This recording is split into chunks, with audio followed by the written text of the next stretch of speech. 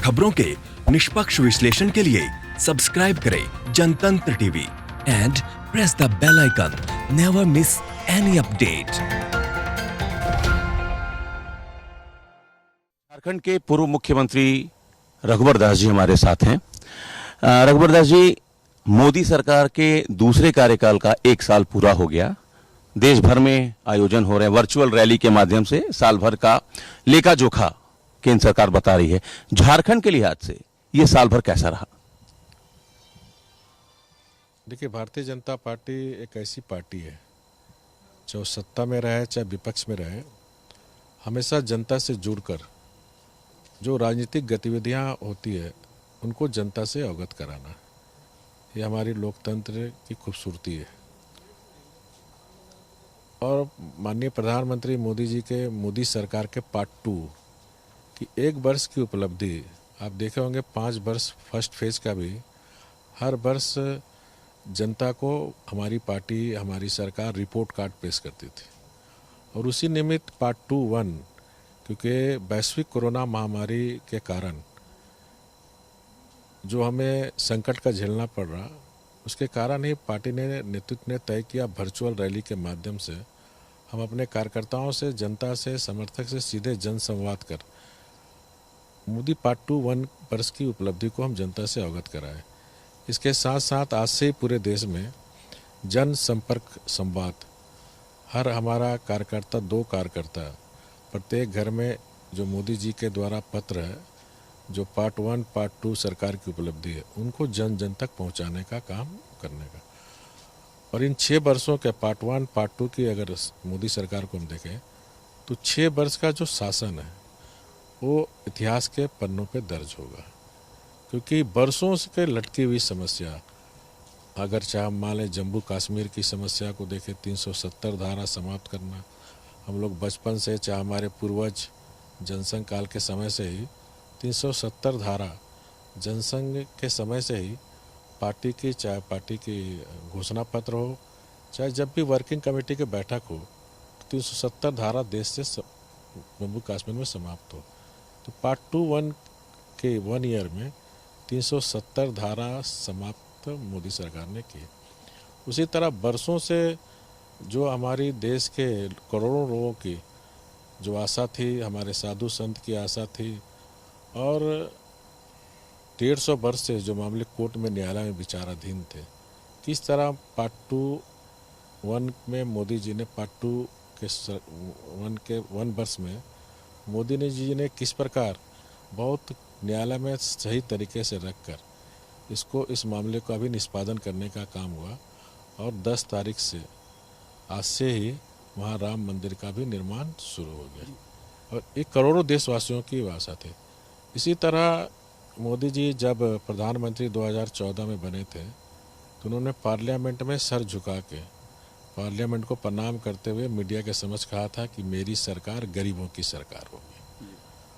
और उस गरीबों की सरकार की सोच पंडित दीनदयाल उपाध्याय के अंत्योदय के सपनों को साकार करने के लिए मोदी सरकार गरीबों की सरकार है। और जितनी भी योजनाएं बनी, चाहे वो प्रधानमंत्री जन धन योजना हो, चाहे कृषि सम्मान निधि योजना हो, चाहे उज्ज्वला गैस सिलेंडर हो, या फिर खुदरा व्यापारी हो, चाहे गरीबों के पर ही फोकस की।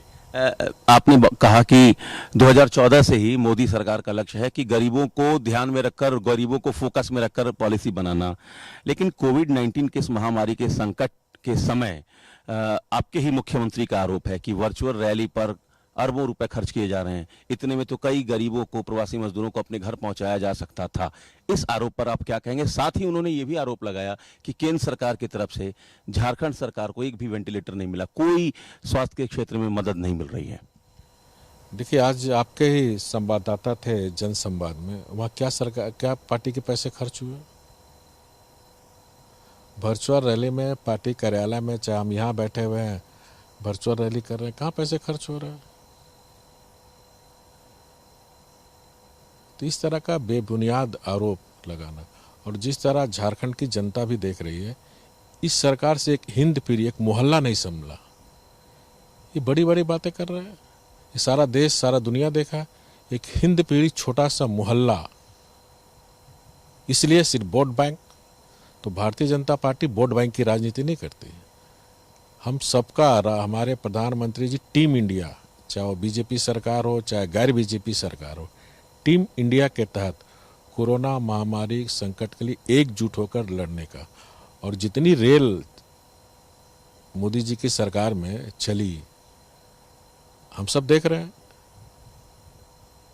इस तरह ये वोट बैंक की राजनीति करने वाले लोग को पच नहीं रहा कि भारत में चाहे कांग्रेस हो चाहे जेएमएम हो, भारत जैसे विशाल देश में कोरोना महामारी फैली क्यों नहीं, इनको चिंता ये है।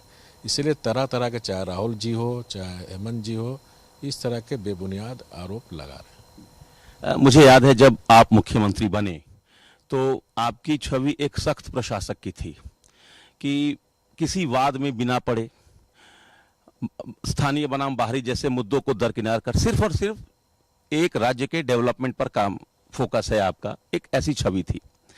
सरकार जाने के बाद एसीबी के पास आपके सरकार के दौरान जितने भी कई कामकाज हुए हैं, पथ निर्माण है, जल संसाधन है, ओडीएफ को लेकर तमाम कामकाज की जांच जो है वो एसीबी को सौंप दी गई।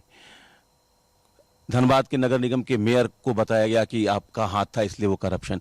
ऐसी छवि बनाने की कोशिश हो रही है, ये पॉलिटिकल रिवेंज है, क्या है ये? ऐसी छवि क्यों बनाने की कोशिश हो रही है आपकी? देखिए, झारखंड की जनता कांग्रेस जेएमएम आरजेडी गठबंधन की सरकार भुगत चुकी है कि किस प्रकार इन लोगों ने झारखंड को लूटा। सरकार इनकी है। सरकार बनने के साथ ही हेमंत सरकार ने कहा कि खजाना खाली है और जितने पथ विभाग के काम शुरू हुए थे, टेंडर हुए थे, सब काम को रुकवा दिए। और 1 महीने के बाद सारे ठेकेदार प्रोजेक्ट बिल्डिंग गए, सारा काम शुरू हो गया, खजाना भर गया। इन लोग की है लूटना। ये जितने जांच है, सरकार हर विभाग की जांच कराए, नियत जांच की नहीं है, नियत है भयोधन करना अधिकारियों का। कोई भी जल संसाधन विभाग हो, पद विभाग हो, चाहे नगर निगम हो, हर विभाग में इंजीनियरिंग सेल है। सरकार नीतिगत निर्णय लेती है कि ये सड़क बननी चाहिए, उसका एस्टिमेट फिर इंजीनियर बनाता है। हर डिस्ट्रिक्ट इंजीनियर को कितना पावर है, एग्जीक्यूटिव इंजीनियर को कितना पावर है, सुपरिटेंडिंग इंजीनियर को कितना पावर है, कितना चीफ एग्जीक्यूटिव इंजीनियर को पावर है। सरकार का कहीं रोल नहीं रहता। तो गड़बड़ करा तो अब जांच कराओ, लेकिन उद्देश्य वो नहीं है उन इंजीनियरों से भयोधन करना, करप्शन, भ्रष्टाचार। यानी वे कोरोना अगर नहीं होती तभी तक एक से एक भ्रष्टाचार के यहाँ आपको मीडिया में, समाचार पत्र में आने लगे। और धैर्य रखिए, 3 महीने के अंदर अब देखिए सारा जगह कोयला चोरी हो रहा, चाहे वो रामगढ़ हो, चाहे धनबाद हो, चाहे चतरा हो, कहाँ कोयला चोरी न हो, चाहे जामतारा हो।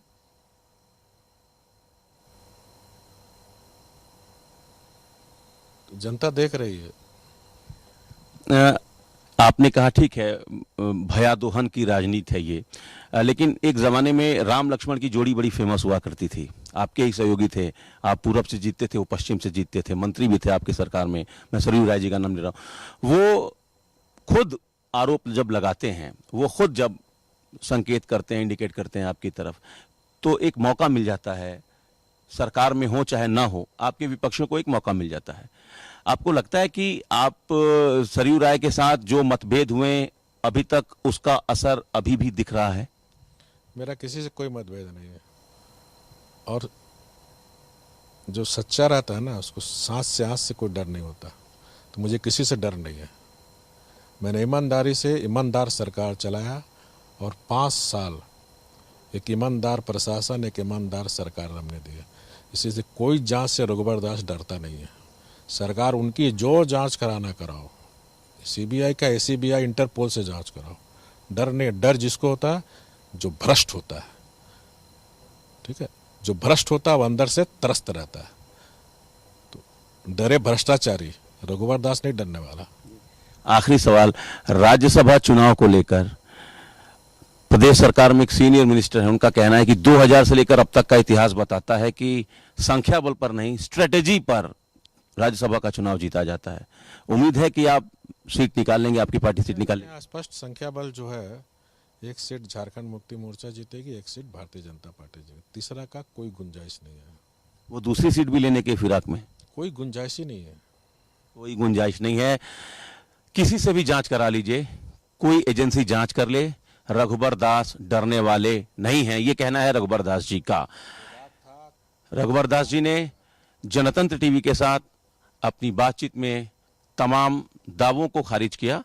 जांच एंटी करप्शन ब्यूरो कर रहा है, जांच का नतीजा क्या होगा ये वक्त बताएगा। फिलहाल रघुबर दास जी अपने आप को निष्पक्ष और बेबाक और भ्रष्टाचार से बिल्कुल बेदाग बता रहे हैं। कैमरा पर्सन गोपाल के साथ अमित कुमार सिंह, जनतंत्र टीवी, रांची।